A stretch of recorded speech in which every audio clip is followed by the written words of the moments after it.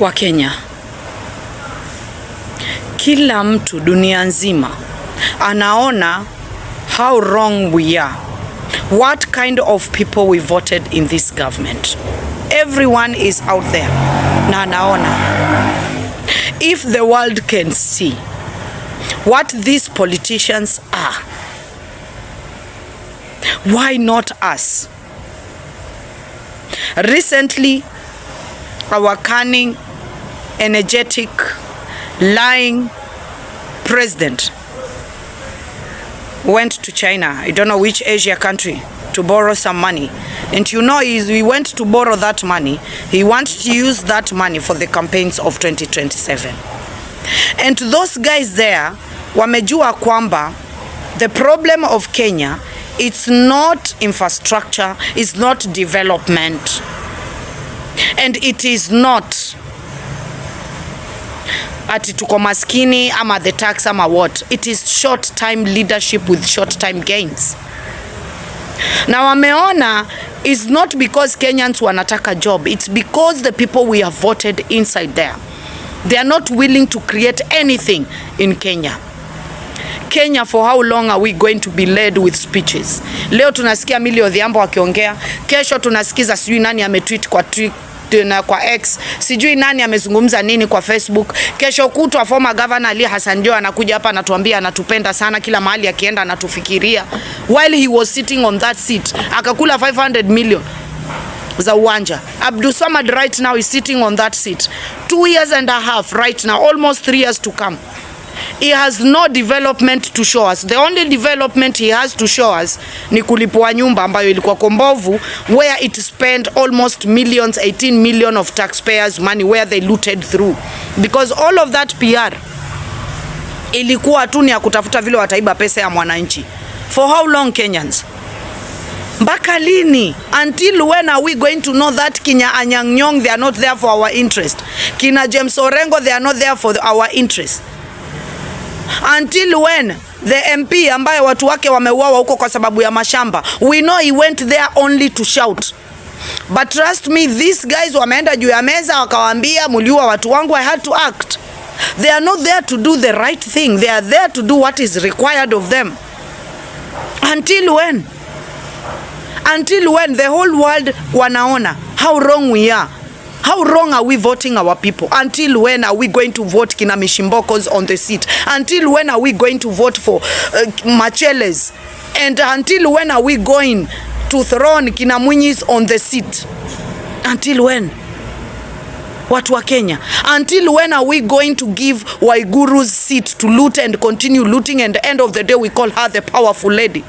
Until when are we going to give Kina Alice seat for them to be corrupt and nothing they bring to this world and this country, great country of Kenya?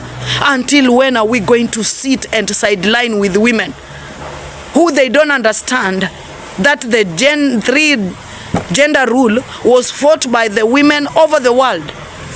Go in Croatia, go in Europe, all over the world, women are fighting for their spaces. And our Kenyan women, they have been passed through these spaces and they don't understand what is to be a woman in leadership. Women of this country, Kina Gladys Oroba, Kina Senator Miraj, Kina Alice, na wengine, Kina Madam Zamzam, Mishimboko, Kina Ashu, they come and go, they nurse the ego of the male. They cannot create a table of women where women are allowed to talk about their problems, where men are not invited, where petitions, bills to represent women are written and presented to the parliament, and they are going to be passed by the male counterparts without nursing their ego. Until when?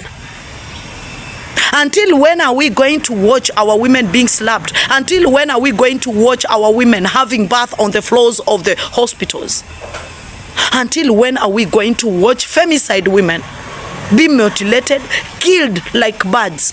And end of the day, our MPs, we are voted in the parliament, they are going to sit around instead of looking for the ways to curb corruption, to curb the killing and the crimes of Kenya. They are going to blame it on the citizen. wakituitia watoto wetu ni malaya, wanatafuta hela, wanakwenda wapi? That's why they are killed. Until when, Kenyans, are we going to recycle promises through different peoples?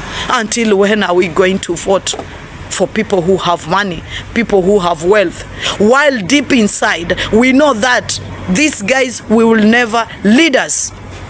Until when are we going to continue saying that Kibaki was better, Uhuru was better, and right now the next president we are going to say that Ruto was better?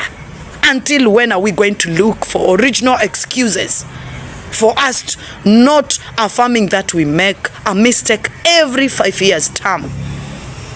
Kenyans, in the last reject finance bill, our boys are killed. They killed our boys to scare us not to go on the streets again.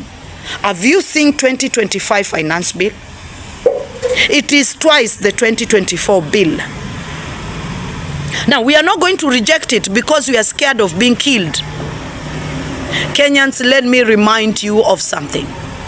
Building a country, it does not require people who have, the people who are scared to pour their blood.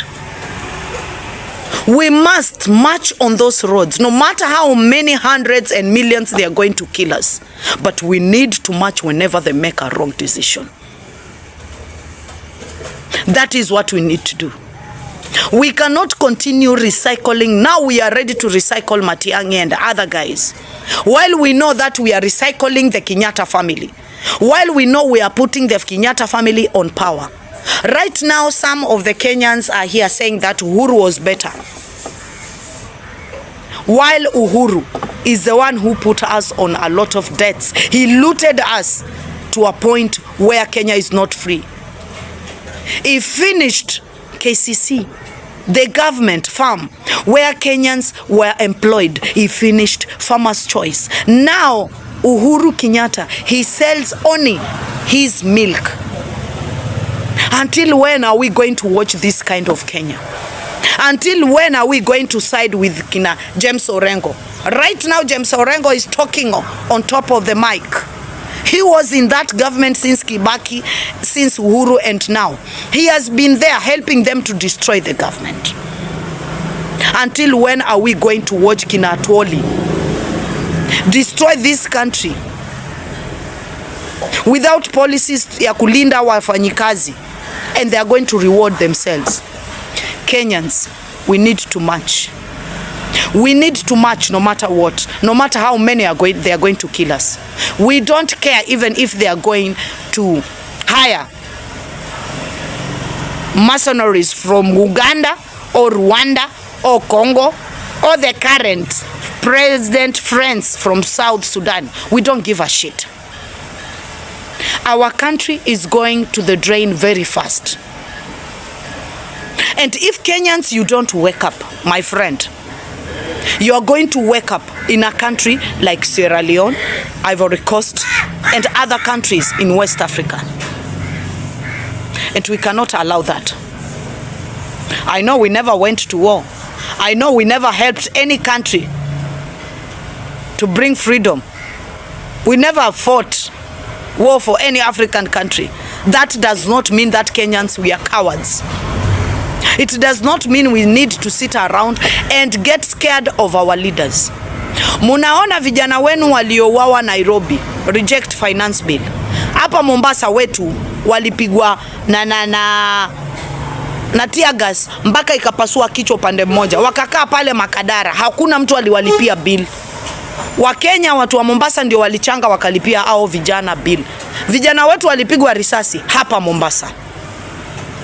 Leo hii former governor who is a CS anatuambia mimi wanawapenda sana. Kila mahali nikienda mimi nawafikiria sana.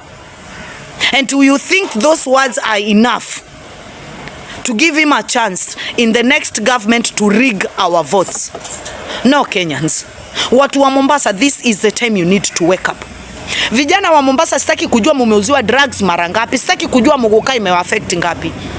Tuliwaambia ile deal ya Muguka, tulikuwa tuna champion huku kwa Muguka, ilikuwa ni Abdulswamad anatafutia watu wake pesa. Vijana wa Mombasa, itabidi mchukue kura muweke watu wengine kwenye viti. We cannot do this anymore. Enough is enough.